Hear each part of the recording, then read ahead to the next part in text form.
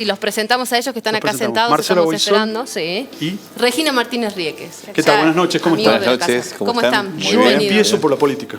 Bueno, Le dejo dale. la dama para después. Bueno, ¿Sí? ¿Puede ser? dale. Marcelo, ¿fue una burrada lo de Alberto Fernández?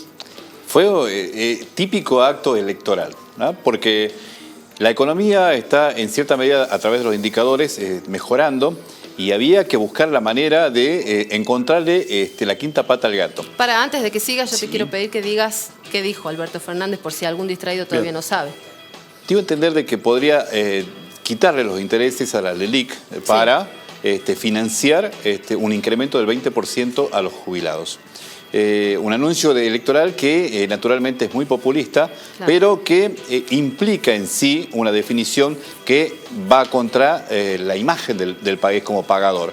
La Argentina está tratando de recomponer su imagen en el mercado, generando cierta confianza a partir de su historial que tiene de incumplimientos, y en medio de esa puja electoral surgen estas definiciones que pone los pelos de punta a cualquier inversor, a cualquier analista de mercado. Y eso fue lo que pasó y en eso está ahora la campaña electoral 10 días antes de las primarias abiertas, simultáneas y obligatorias. Los ignorantes como sí. yo, que no entiendo nada de este tema, cuando escucho que ahí existe este problema de que esto va a terminar en una transformación de la economía, nos asustamos.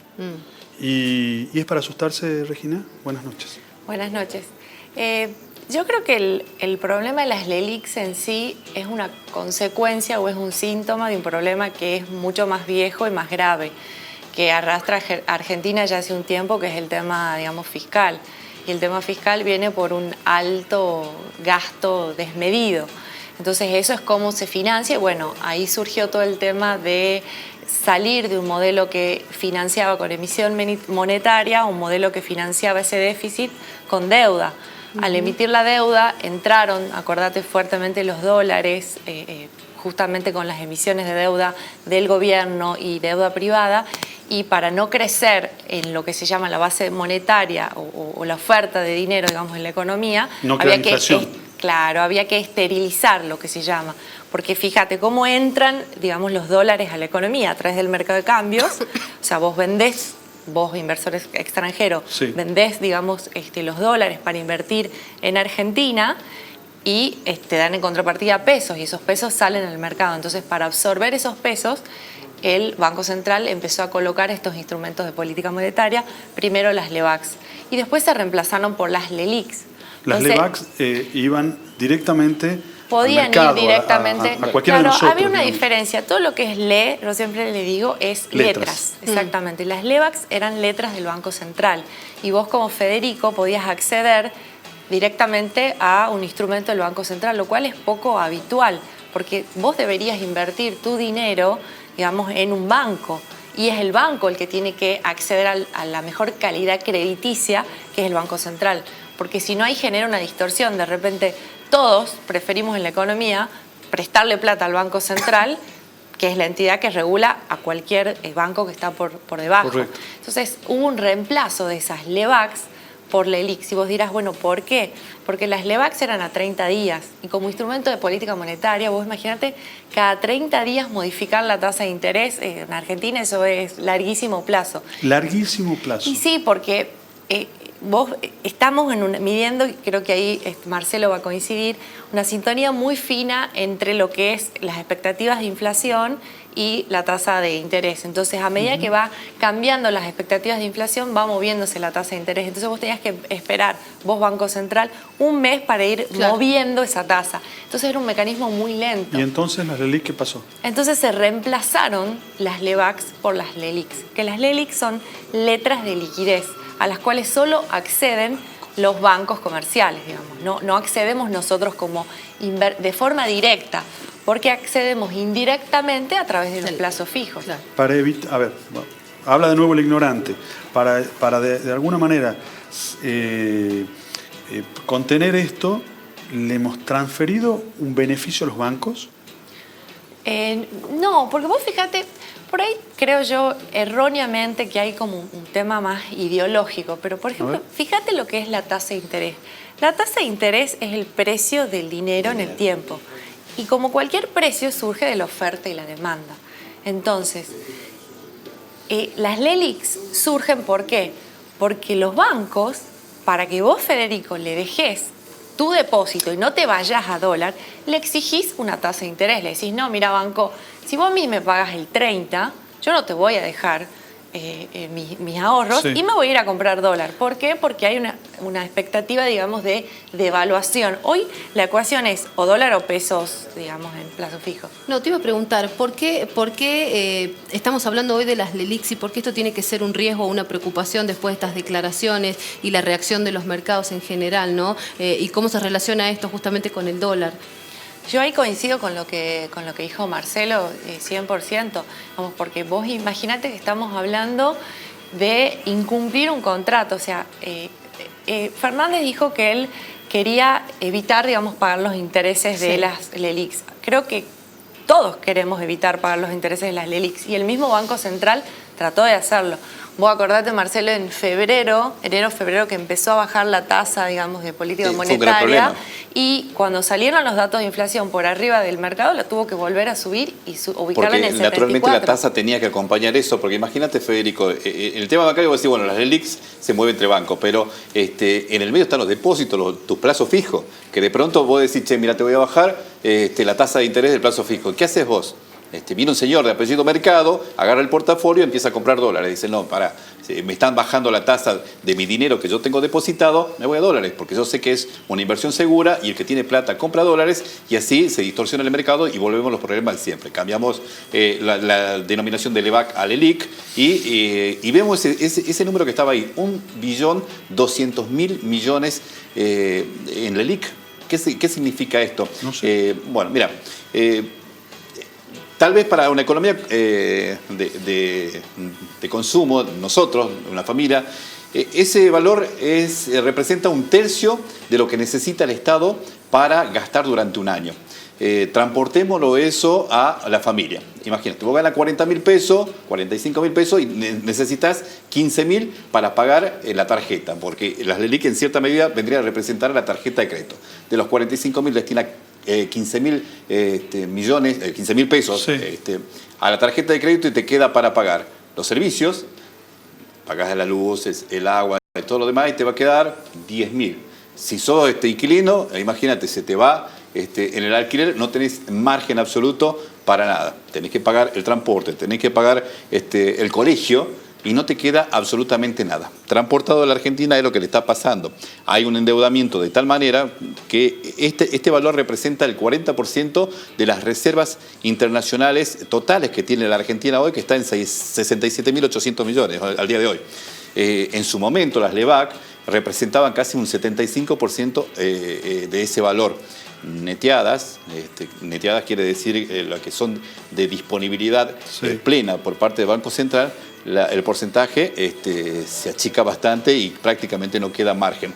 Pero ¿qué vemos hacia el futuro? La Argentina necesita por lo menos hasta 2023 otro nivel parecido a las reservas que tiene actualmente para cancelar las deudas. Por eso es que 2020 es un año bastante complicado para cualquiera de quien resulte electo presidente de la nación. Esa es la discusión de fondo. ¿Qué país queremos y hacia dónde vamos y qué vamos a hacer? Yo no me imagino un chileno, no me imagino un paraguayo, no me imagino un uruguayo poniéndole ruido a la economía en épocas electorales. Nosotros, cada 2 años, vamos a jugar al mercadito y siempre buscamos la letra D. Esa es la grieta en la economía. Tal cual, pero aún así, vos vas a jugar al mercadito, no importa de qué lado estés de la grieta y qué conjugas. Te vas todo con la letra D. ¿Por qué? Porque es déficit, porque es devaluación, porque es depreciación y así la Argentina no funciona. Y encima, ahora hablando de default. La verdad que... Otra D. Otra D. ¿Y el gobierno nacional qué dice con respecto a esto? Porque no hubo muchas declaraciones, ¿no? Y está tratando de ganar las PASO.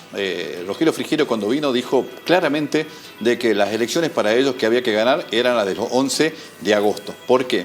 Porque esa va a ser una encuesta que va a recibir el mercado del propio Estado argentino, de la propia población argentina, para saber dónde está parado el gobierno. Ojo, los antecedentes en elecciones de medio término no son favorables para el oficialismo, pero si logra un resultado favorable en las próximas elecciones, es probable que el mercado reaccione de buena manera, el mercado internacional, la gente de afuera, los inversores, para decirle, che, mira, no, Argentina está mostrando algo de seriedad en su política económica, o no, tal vez gire hacia otro modelo económico como el que plantea Alberto Fernández, y naturalmente puso nervioso al Fondo Monetario Internacional, que apenas hizo esas declaraciones pidió explicaciones al candidato del Frente de Todos. Regina, ¿por qué? A ver, nosotros tenemos el ciudadano ese que es descripto Marcelo, que gana 40.000 pesos, bueno, que ha descripto él, que llega bastante mal a fin de mes, según las cuentas de Marcelo. Pero después tenemos un señor que se llama Mercado, que reacciona, que se pone nervioso, que se pone mal. ¿Por qué reaccionan los mercados por esto? ¿Y cómo inciden los mercados eso en ese hombre ficticio, padre de familia ficticio? Porque vos pensás que acá, si bien, bueno, eso creo que lo hablamos varias veces, cuando uno habla de mercado, habla de economía, hablamos de gente y hablamos de expectativas. La economía es una ciencia social. Y la verdad que los equilibrios en economía, por eso es tan difícil hacer pronósticos, porque si yo voy a hacer un anuncio, por ejemplo, de política monetaria, política fiscal, los agentes económicos pueden actuar en función de ese anuncio y modificarme el resultado. Y en Argentina eso es importantísimo, el tema de las expectativas. Por eso se habla todo el tiempo de la confianza. La confianza es el sinónimo que para los economistas es un modelo de expectativas.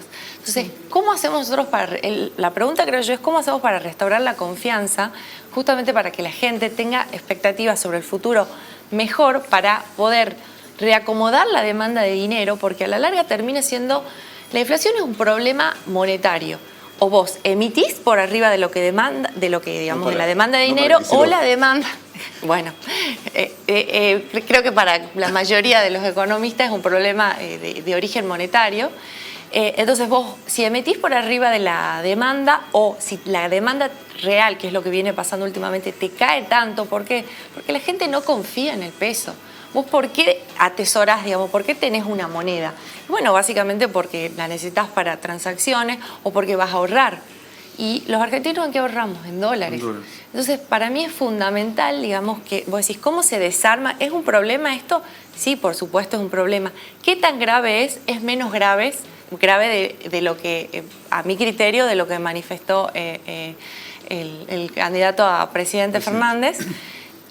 ¿Por qué? Porque si vos lo comparas con las LEVAX llegaron a un stock de 70.000 millones de dólares. Por supuesto, la devaluación los licuó. Y además, como decía Marcelo, el mucho o poco depende. O sea, vos estás hablando de un pasivo del Banco Central. Entonces, ese pasivo lo tenés que comparar con los activos, que son la reserva.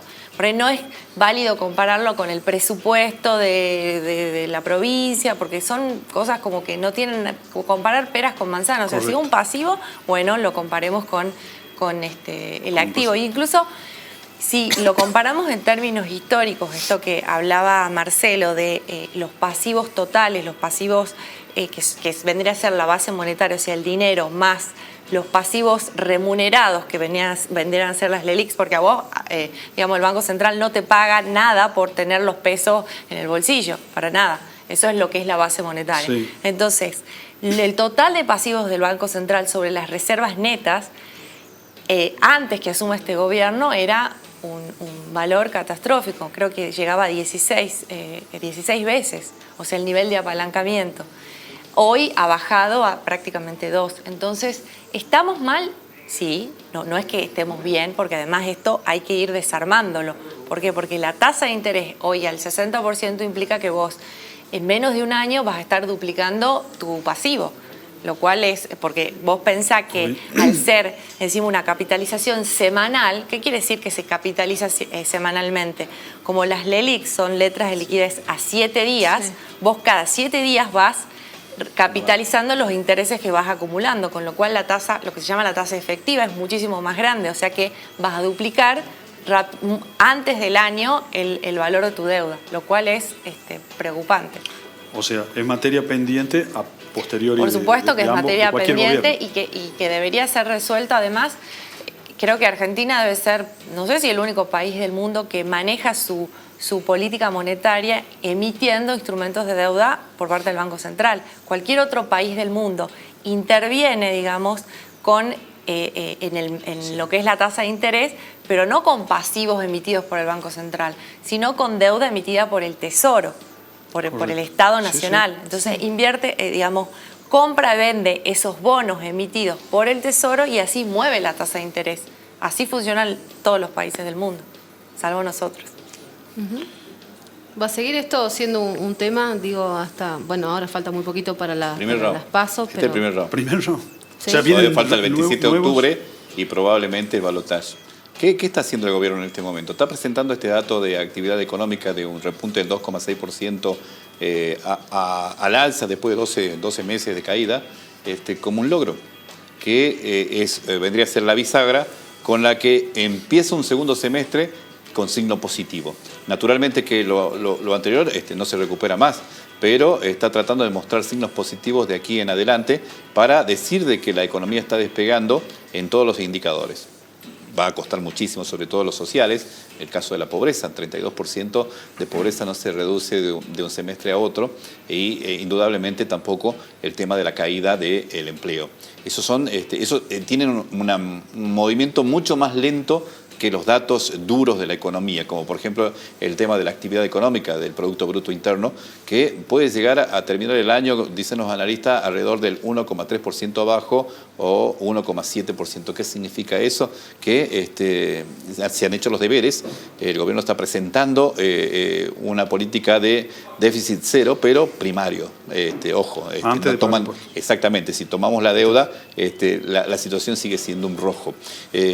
Por el contrario, Alberto Fernández está viendo de que se está saliendo de foco la economía precisamente por estos indicadores que se están revirtiendo, entonces va a lo que la política llama la timba financiera, que es precisamente todos estos instrumentos que fueron saliendo para, que han suplido, como decía Regina, lo que fue la gestión anterior, la emisión monetaria. La emisión monetaria que supo tener un nivel de inflación anual de 30%, ahora estamos en 30-35%, lo decía el otro día Guillermo Oliveto, el director de la consultora W, tenemos el mismo karma, ¿no? Nada más que cambiamos la herramienta de pago, pero la Argentina arrastra esto y indudablemente eso significa menor poder adquisitivo para la sociedad. ¿Qué esperan los mercados de la política? Previsibilidad.